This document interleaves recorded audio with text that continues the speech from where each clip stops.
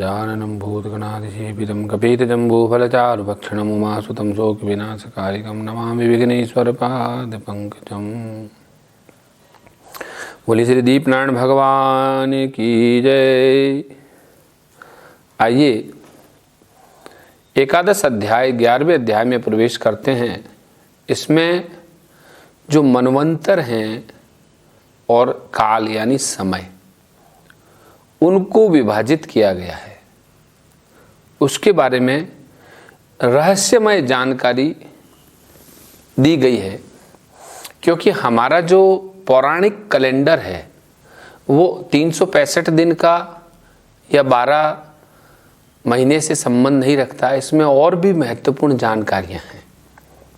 मैत्रेय जी कहते हैं कि चर्मः षद विशेषाण अनेको संयुतः शदः परमाणु स विज्ञेयो नृणामेक्य भ्रमो यतः।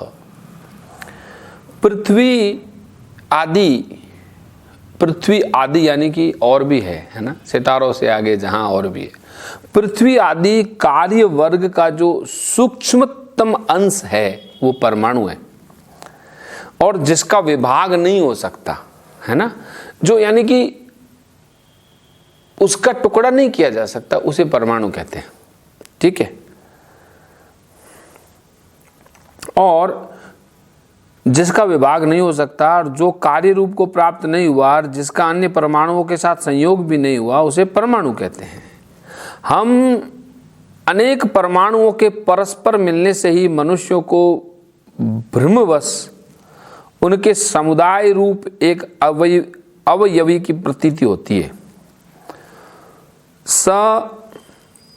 शत एव पदार्थस्य स्वरूपावस्थितस्य यतः केवल्य परम महान विशेषो निरंतरः। अर्थात यह परमाणु जिसका सूक्ष्मतम अंश अवयवी की प्रतीति है, यह परमाणु जिसका सूक्ष्मतम अंश है, अपने सामान्य स्वरूप में स्थित हुआ इस पृथ्वी आदि कार्यों की एकता का नाम परम महान है।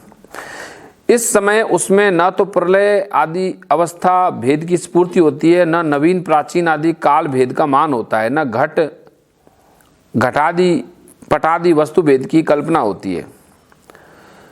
एवं कालोप्यनुमित सूक्ष्म में स्थूले च सत्तमः संस्थान भुक्त्वा भगवान व्यक्तो व्यक्त भुग विभु। इस प्रकार यह वस्तु के सूक्ष्मतम और महत्तम स्वरूप का विचार हुआ। इसी के सादृश्य से परमाणु आदि अवस्थाओं से व्याप्त होकर व्यक्त पदार्थों को भोगने वाले सृष्टि आदि में समर्थ अव्यक्त स्वरूप भगवान काल की सूक्ष्मता और स्थूलता को अनुमान किया जा सकता है। जो काल प्रपंच की परमाणु सूक्ष्म अवस्था में व्याप्त रहता है वह अत्यंत सूक्ष्म है। जो सृष्टि से लेकर प्रलय पर्यंत उसकी सभी अवस्थाओं का भोग करता है वह परम महान है। सकाल एव परमाणु वे यो भुंक्ते परमाणुताम शतो विशेष भुग्यस्तु सकाल परमो महान। अणुर्दो परमाणु स्थात त्रसरेणुस्त्रय स्मृत जालार्क रसम्य वगत खरमेवानु पतन्नगात। दो परमाणु मिलकर एक अणु होता है और 3 अणुओं के मिलने से एक तरसरेणु होता है। जो तरसरेणु है जैसे झरोखा है और झरोखे से प्रकाश है, उस प्रकाश के बीच में छोटे छोटे जो कण दिखते हैं वो उनको तरसरेणु कहते हैं। सूर्य की किरणों के प्रकाश में आकाश में बादल उड़ता देखा जा सकता है। जैसे सूर्य की किरणें, बादल, आपको लगता है बादल उड़ रहा है, बादल उड़ रहा है। तो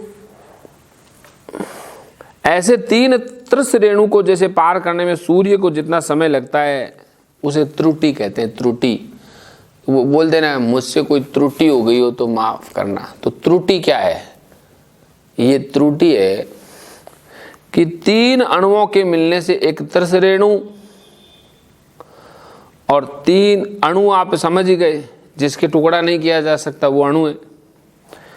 और झरोखे से आई हुई सूर्य की किरणों के प्रकाश में जो उड़ता हुआ देखा जाता है वो तरसरेणु है। और ऐसे 3 तरसरेणुओं को पार करने में सूर्य को जितना समय लगता है वो त्रुटि है। और इसका 100 गुना काल वेद होता है और 3 वेद का एक लव होता है। 3 लव को एक निमेष और 3 निमेष को एक क्षण और 5 क्षण की एक काष्ठा और 15 काष्ठा का एक लघु होता है। ये ज्योतिष वालों के तो पुरानी जो ज्योतिष करते हैं उनको बहुत अच्छे से समझ में आ जाता है। अभी तो हम घंटा मिनट सेकंड में जाते हैं। तो निमेष स्त्रीलवो गेय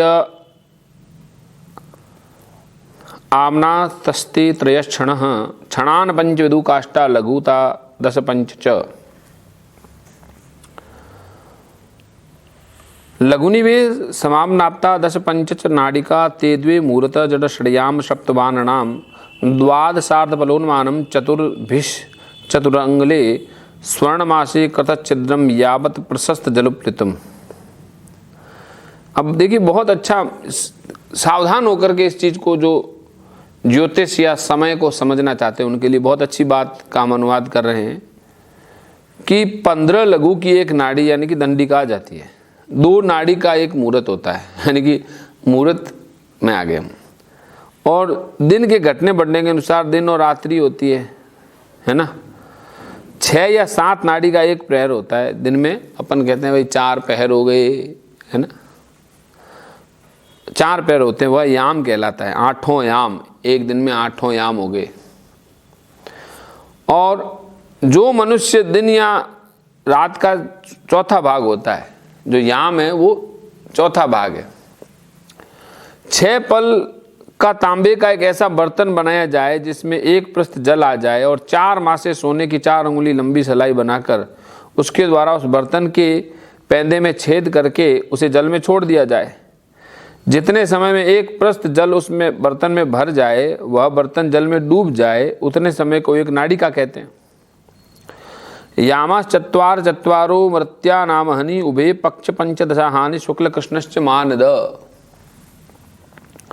भाई विदुर जी को कह रहे हैं मैत्रेय जी की भी 4 प्रहर के मनुष्य दिन और रात होते हैं और 15 दिन का एक पक्ष और शुक्ल और कृष्ण के भेद के नाम से जाना गया है।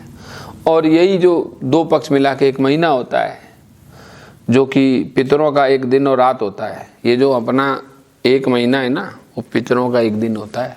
हाँ, और 2 मास का एक ऋतु होता है और 6 महीने का एक अयन होता है, दक्षिणायन और उत्तरायण। और ये दोनों अयन मिलकर देवताओं के एक दिन रात होते हैं और मनुष्यों के लिए 1 महीना 1 वर्ष हो जाता है।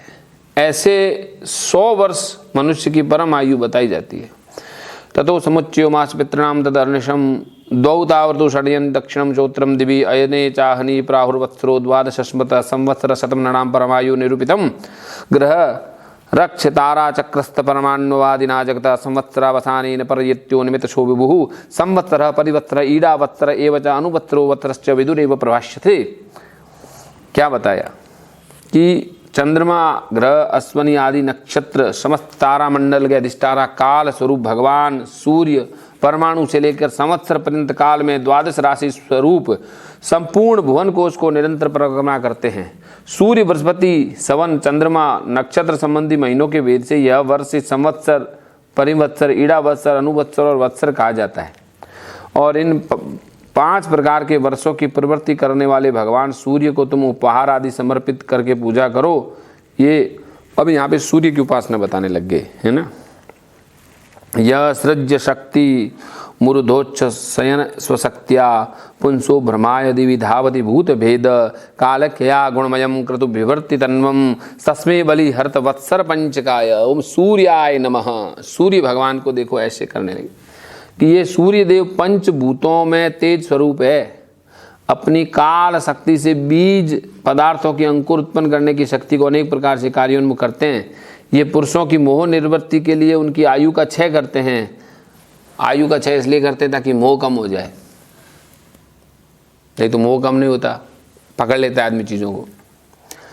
और आकाश में विचरते रहते तथा यही सकाम पुरुषों को यज्ञ आदि कर्मों से प्राप्त होने वाली स्वर्ग आदि मंगलमय फलों का विस्तार करते हैं।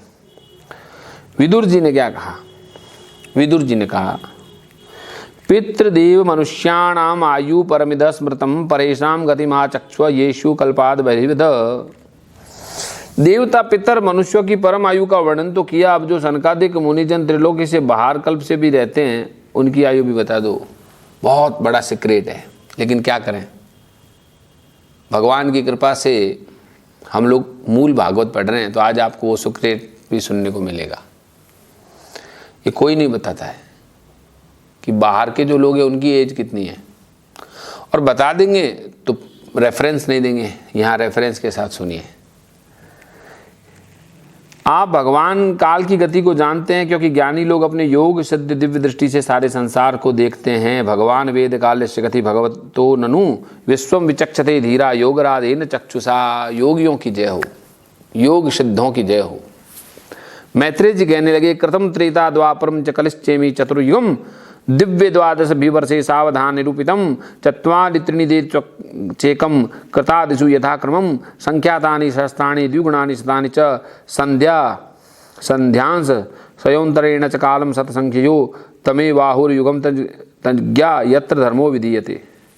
भाई सतयुग, त्रेता, द्वापर और कलयुग, ये 4 युग है।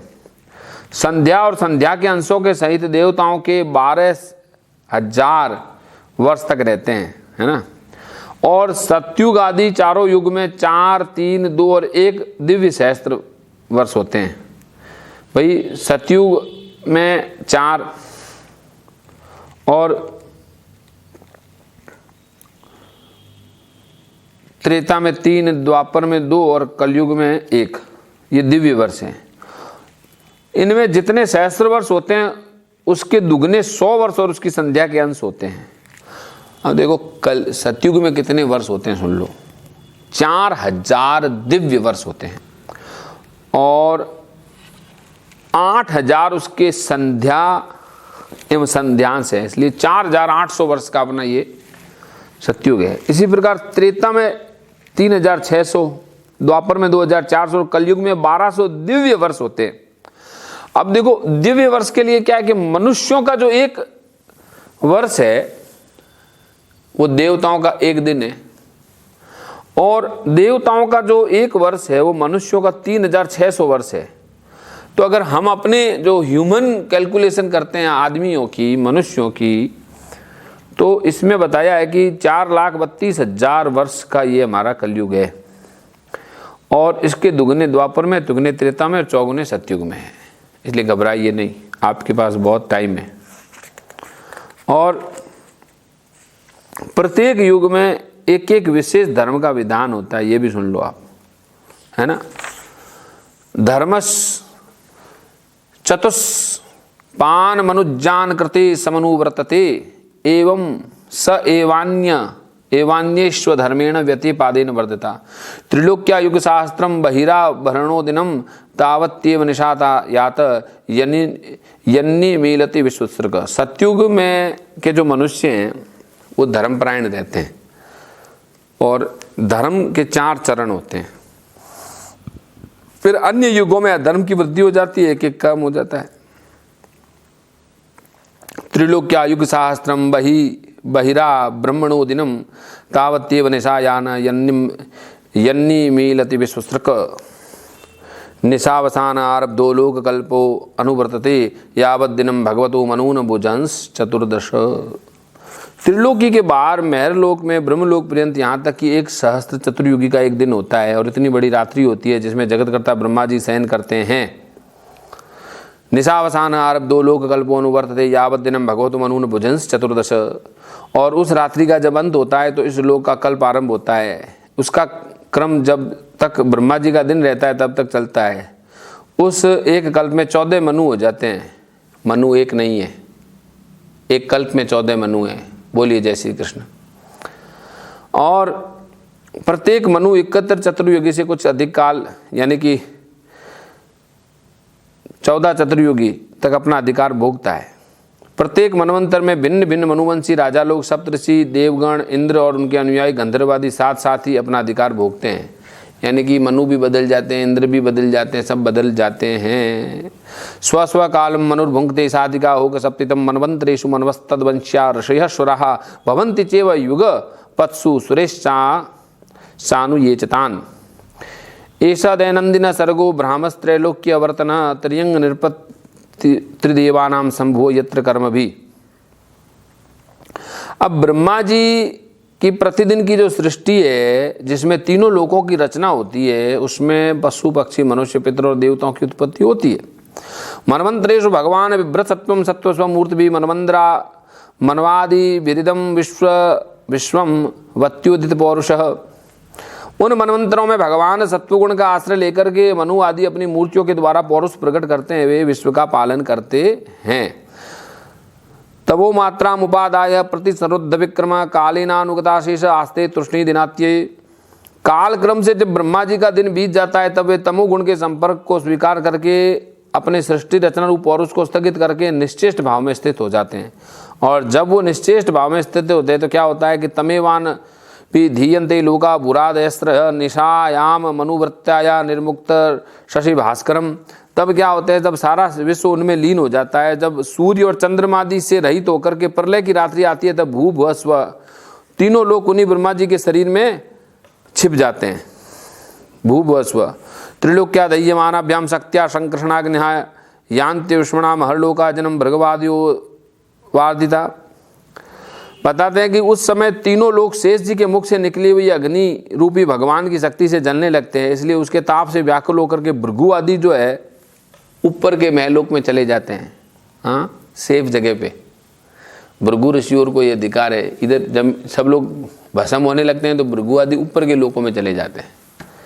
देखिए, तपस्या करने वालों को ये फायदा मिल गया। हाँ, आप भी करो, ताकि इधर सब जल मरे तो ऊपर अपना।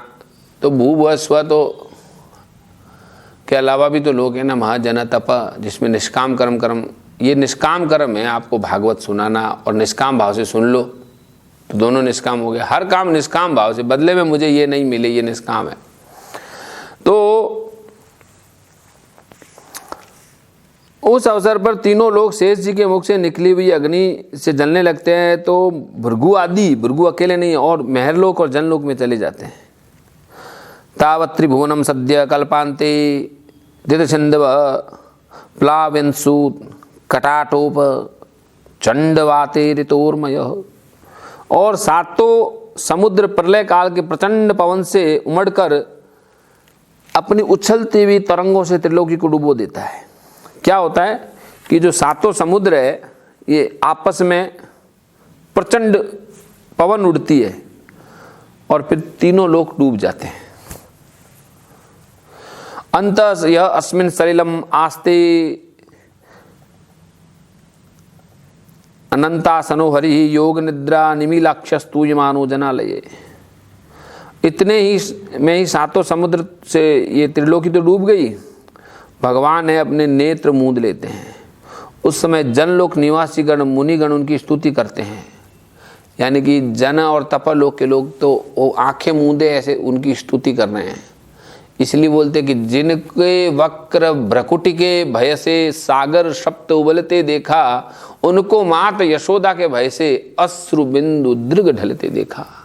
वो हमारे कन्हैया गिरिराज बाबा, उनकी एक भ्रकुटी इधर उधर हो गई, सातों समुद्र में से अग्नि और पवन चलने लगे, सब खत्म हो गया। लेकिन जो उनकी तपस्या करने वाले निष्काम कर्म वाले हैं, वो दूसरे लोक में चले जाते हैं और वहाँ पर उस क्षण उनकी स्तुति करते हैं। इस प्रकार काल की गति से एक एक सहस्त्र यानी एक एक हजार चतुर्युग के रूप में प्रतीत होने वाले दिन रात की हेरफेर से ब्रह्मा जी की 100 वर्ष की परम आयु भी ब्रह्मा जी भी बीत जाते हैं। ब्रह्मा जी की परम आयु है 100 वर्ष, और जो परम आयु है आदमियों की परम आयु तो ये है 365 दिन का 1 साल और फिर, लेकिन ब्रह्मा जी की जो दिव्य वर्षों की 100 वर्ष आयु है, चारों युगों का एक, जैसे कलयुग 4,32,000 वर्ष का है, तो ऐसे उससे दुगुना भगवान कृष्ण का जो द्वापर है, उससे फिर उससे भी दुगुना त्रेता है, और उससे भी दुगुना, ऐसे करके बढ़ता जा रहा है। तो अंतः तस्मिन् सलिलम आस्ते तासनो हरि योग निद्रा निमिलाक्षस्तुयमानो जनालये एवं विदेर हो रात्रे कालगत्योपलक्षिते अपक्षितामिवास्यापि परमायुर्वयशतम यदर्धमायुष्यस्तस्य परार्धमभिधीयते पूर्वं परार्धोपक्रांतो हापरोध प्रवर्तते। ब्रह्मा की आयु के आधे भाग को परार्ध कहते हैं। ब्रह्मा जी की जो आयु है कितनी है? 100 दिव्य वर्ष। अब उसका जो आधा भाग है उसको बोलते हैं परायु, परार्ध। अब पहला परार्ध तो बीत गया है, दूसरा चल रहा है। पूर्व परार्ध के आरंभ में ब्राह्य नामक महान कल्प हुआ था, उसी में से ब्रह्मा की उत्पत्ति हुई थी। पंडित जन इनको शब्द ब्रह्म कहते हैं। पूर्वस्यादो परार्धस्य ब्राह्मो नाम महानभूत कल्पो यत्रा भवद ब्रह्मा शब्द ब्रह्मेति यम विदुहु तस्यैव जानते कल्पो भूदम य पाद्यम अभिचक्षरे यद्वेर्णा भिर्षसः आसिन लोक सरोरुहम। उस परार्ध के अंत में जो कल्प हुआ था उसे पाद्य कल्प कहते हैं। उसमें भगवान के नाभि सरोवर से सर्वलोकमय कमल प्रकट हुआ था। अयम तो कथम कल्पोदित्यश्यापि भारत वाराह इति विख्यातो यत्रासीत सूकरो हरि। और इस समय जो कल्प चल रहा है वह दूसरे परार्ध का आरंभक बताया जाता है। यह वराह कल्प है। इसमें भगवान ने शूकर रूप धारण किया है। कालोयम द्विपरार्धाख्यो निमेष उपचर्यते अव्याकृतस्यानंतस्य अनादिर जगदात्मन। यह दो परार्ध का काल अव्यक्त आनंद अनादि विश्वात्मा हरि का निमेष माना जाता है। कालोयम परमान्वा द्विपरार्ध अंतश्वर निवेशितुम प्रभुर्भुम्न ईश्वरो धाम मानिनाम। क्या बोल रहे हैं? यह परमाणु से लेकर द्विपरार्ध पर्यंत फैला हुआ काल सर्वसमर्थ होने पर भी भगवान श्री हरि पर किसी प्रकार की प्रभुता नहीं रखता। यह तो देह में भी अभिमान रखने वाले जीवों को शासन करने में समर्थ है। यानी परमाणु से लेकर के द्विपरार्ध पर्यंत फैला हुआ काल बिल्कुल सर्वसमर्थ है, फिर भी श्री हरि पर किसी प्रकार की यह काल भी प्रभुता नहीं रखना। और यह तो देह में अभिमान रखने वाले जीवों का ही शासन करने में समर्थ है। यानी जो ये काल है, ये जितनी भी जो चीजें हैं, जो देह का भाव रखता है कि मैं खाली शरीर हूं, उस पर ही शासन कर सकता है। जो इस देह में बैठा सर्व सामर्थ्य श्री प्रभु हरि गिरिराज भगवान वृंदावन बिहारी या आपका गुरु है या परमात्मा है, सच्चिदानंद रूप है, सच्चिदानंद रूप है, उसके ऊपर ये काल का असर नहीं पड़ता। और क्या बोले? फिकारे सहितो युक्तिर विशेषादिभिरावृतः आंडकोशो बहिरम्य 50 कोटि विस्तृतः दशोत्तराधिकेर्यत्र प्रविष्ट परमाणुवत् लक्ष्यन्ते अंतर्गताश्चान्ये कोटिशो हांडराशयः तदा हुरछरं ब्रह्म सर्वकारण कारणम् विष्णोर्धाम परम साक्षात पुरुषस्य महात्मनः। प्रकृति, महतत्व, अहंकार और पंच तन्मात्राएं, इन 8 प्रकृति के साथ 10 इंद्रियां, मन और 5 भूत, 16 विकारों से मिलकर बना हुआ यह ब्रह्मांड कोश भीतर से 50 करोड़ योजन विस्तर वाला है। बोलिए जय श्री कृष्ण। 50 करोड़ योजन विस्तार आपके भीतर भी है और इसके बाहर भी यही है। बाहर भी है, भीतर भी है। भीतर से 50 करोड़ योजन विस्तार वाला है। इसके बाहर चारों ओर 10 गुने 7 आवरण है, 7 लेयर्स इन आउटसाइड। उन सबके सहित जिसमें परमाणु के समान पड़ा हुआ दिखता है, जिसमें ऐसी करोड़ों ब्रह्मांड राशियां हैं, वह धन इन प्रधान आदि समस्त कारणों का कारण अक्षर ब्रह्म कहलाता है। यही पुराण पुरुष परमात्मा श्री विष्णु का परम श्रेष्ठ धाम है, यानी उनका स्वरूप है। बोली वृंदावन बिहारी लाल की जय, लक्ष्मीनाथ भगवान की जय, बद्री विशाल भगवान की जय।